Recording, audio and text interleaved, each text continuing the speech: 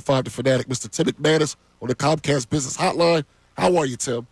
Doing well, Ty. How about you? You know, we're doing pretty well. I want to put this Nick Sirianni thing to bed right at the top of this call. This is what I'm confused by, Tim, and then you can correct me. I understand being yourself, showing energy. I understand that there's some Reddit post that I'm supposed to just believe that says he didn't say anything that bad. But I've been watching sports a long time just like you. I just don't think this is something that happens with a lot of top coaches where they have any kind of interaction like that with their own fan. Why is Nick Sirianni not yet immune to stuff like this 4 years into his career? Well, I mean, I guess we can say, like, this is who he is to an extent because he's shown it. And this is a specific circumstance where he's going after home fans, but it's not the first time that he's gone after fans. I mean, we've seen it. Remember in Indianapolis when they beat the Colts and his mentor Frank Reich had just gotten fired and he's standing up on the bleachers and he's saying this one's for Frank. And then, remember against Kansas City last year when he's going through the tunnel and he's like, what do you have to say now, Chiefs fans? And so we know that this is something that's in his past where he's interacted with fans. We know that he's very emotional. I think it's fair to call him volatile. And it's just part of how he's made up. We also know that the owner this offseason spoke about this during the league meetings, saying that sometimes, this emotion, this passion can be counterproductive. And Lori was talking specifically about, I don't want him riding the refs as an example because that can work against the Eagles in the final outcome of a game. But the general point was made, the message was delivered. He's got to tone it back a little bit. He did tone it back for really the first 4 games. And then his players during the bye, including Jalen Hurts, were like, you know what, we need 2022 Nick. And he took that and he took it to an extreme. And that's kind of the issue here, Ty, is the extremes. We've seen it with Sirianni, that he is up and down, and there's not a whole lot of comparison, certainly in Philadelphia coaching history. And if you look around with his contemporaries of guys that are that high and that low, and for somebody who's supposed to be the CEO head coach and sort of set the tone with a cool hand, we're not seeing that. So it just really begs the question of, like, is it the right job for this person to be a CEO coach of an NFL team? And that's something that he's going to have to prove over the course of the rest of the season. Tim, the Eagles will be without Jordan Mailata for multiple weeks. Being down there today, and I know it's early, did you get a sense which way the Eagles are leaning? It seems like they're leaning Fred Johnson. And, there was a big media scrum around Johnson, and some of his teammates are like, hey, man, look at Fred. Yeah, so he's getting a lot of attention this week, and some early indications from what we saw from the glimpse of practice that we have out there. He was running alongside in the individual drills with the first team at that left tackle spot, and so we'll see if that holds up. But yeah, that's what I'm thinking right now. But this is a Giants team that has been able to get after the quarterback, and they're number 1 in sacks heading into this game. So it's going to be a big test for an offensive line that's obviously down one of their top guys. Yeah, and with that, we're talking about. Let me ask you about Jalen Hurts, because Jalen just played his best game of the season, very under control.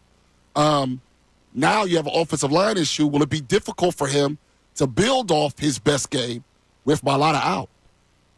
Well, so here's a really interesting thing that I heard as we were going through the locker room today and speaking with Lane Johnson to kind of open my eyes with his comments, because you've probably seen the quote of, like, this offense is constipated, et cetera.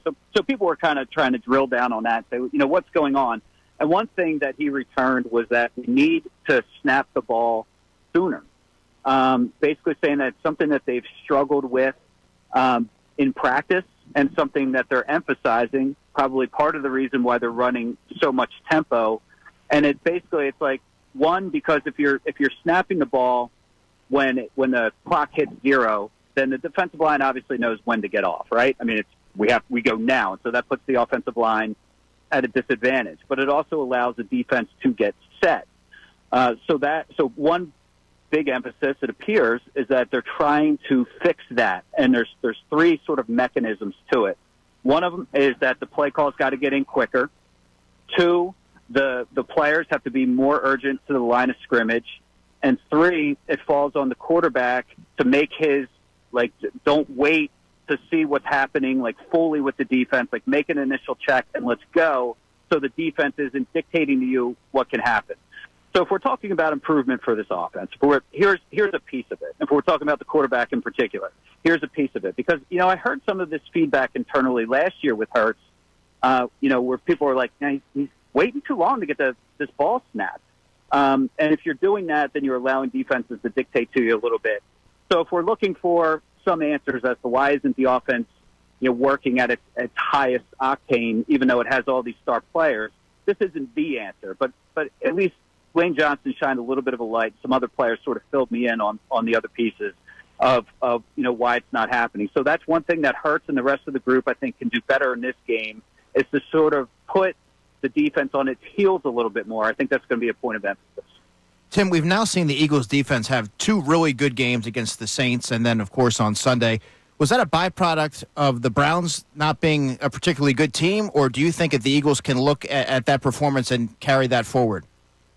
So this may not seem fair, but I'm kind of throwing the Browns game out. And I know that might be hard to hear, and I don't want to take away from the fact that, like, Cooper DeJean, as an example, comes in and did a nice job in the slot overall. And the fact that Vic Fangio felt comfortable blitzing him, I think that that's something that's encouraging as we're moving forward. Like, maybe, this secondary is starting to get solidified, and that ultimately will spell some good things. And, some of the defensive line and edge players got off the schneid a little bit, and so that's all good. But how can you not at least look back at what's happening with the Browns this season and what's happening with Deshaun Watson and be like, everybody's doing that to the Browns? So I have a hard time saying, this defense has turned the corner. So I need to see it a little bit more, I guess, is the answer. Like, are there some encouraging signs here and there? Yes. But consistency is a big part of the NFL, man. I mean, you can look good for a week. The worst teams can look good for a week or two. Can you string it out over the course of 17 games and then into the postseason? That's what separates the good teams from the bad. These are all professional players. So you're going to, they're all going to have their moments. But we need to see it on a more consistent basis. And I think it would be good if, even though the Giants aren't any kind of offensive juggernaut, if they can show 2 weeks in a row, that they have something cooking, then I think that's an encouraging sign for them. We're speaking with Tim McManus. He does a tremendous job covering the Eagles for ESPN.com and 97.5 The Fanatic. Tim, on the offensive side, I saw 2 of the plays that you talked about last week on the air, the last couple of weeks. The Calcaterra play, which was a big gainer. I even texted you the Devontae touchdown. In addition to some of the things that you were talking about getting the ball snapped quicker, do you think we'll start to see more of those quick-hitting plays that can turn into big gainers from the offense? Yeah, I do think so. And we've seen, like, some evidence that Hurts and the offense have been doing that operationally. Well, they have some of the quick-hit throws. That's really, Andrew can attest to that. That's what dominated this summer was Hurts getting the ball out of his hands quickly to his playmakers and allowing them to create. It's part of the reason why it looked so highly efficient and why Hurts wasn't turning the ball over. I was expecting to see more of it. Like, there's been some. And I will say for this Browns game in particular, some of what they were doing was a product of the Jim Schwartz defense. So the single high safety, they're getting a lot of man coverage. And so, yeah, they're going to attack downfield to A.J. Brown and Devontae Smith. And I understand that approach to a large degree. But I think overall, yes, I think they want to get back to that rhythm passing and get Hurts into kind of that flow, make sure the turnovers stay down. And in this particular game, ride Barkley. I think that would be a pretty good recipe for this team going forward. Speaking of which, Tim, you wrote a great piece on Saquon Barkley on ESPN.com. Everyone should read it if they haven't already. Being down there today, did you get a sense that Saquon has a little bit more, that he's carrying a chip on his shoulder going into this week? I feel like he's trying to stay regulated. That was the biggest takeaway from our scrum with him. He's like, I don't want to make it more than what it is the way that he put it. And he said, I've done that before, and it didn't end up well. And I asked a follow-up on that question, and he referred to 3 years ago, there was a Sunday night game. He was amped up for it. He wanted to the media must have been on him, so he wanted to prove the media wrong and this, that, and the other thing, and he ended up tearing his ACL. And I think that was a moment for him of like, he basically said, like, God works in mysterious ways, like essentially stay humble, stay focused, don't get too high for any kind of particular game. Now, it's going to be hard. I mean, this is Saquon Barkley returning to MetLife Stadium for the first time to play the Giants, so we get that. And there's no way he's not going to have juice running all through. So it's going to happen, but he's doing his best to kind of take baby steps in this week, kind of keep his head down, and then from there just allow things to flow as they do once the game starts. One quick thing, Tim, before I let you go. Is there a concentration issue with Saquon?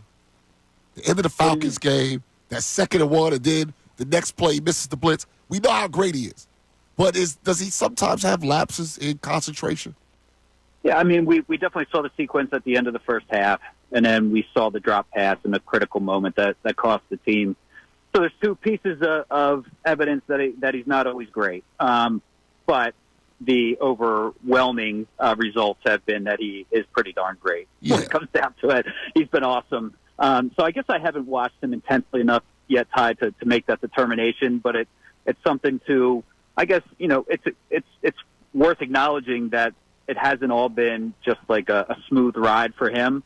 But I think the Eagles will take overall what he's brought to the table so far. Yeah, absolutely. Well, Tim, we appreciate the time.